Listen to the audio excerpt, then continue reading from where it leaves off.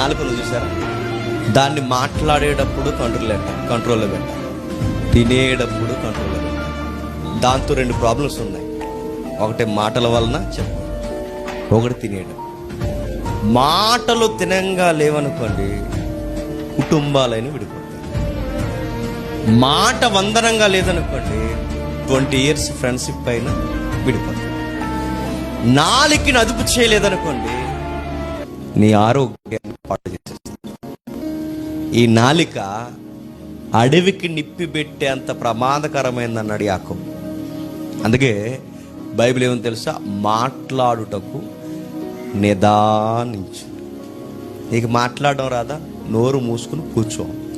నీ తింగర వ్యవహారం మాటలు మాట్లాడేవనుకో, నువ్వు పోవడం కాదు, నీ వెనకలోని వ్యవస్థ మొత్తం పాడవుతుంది.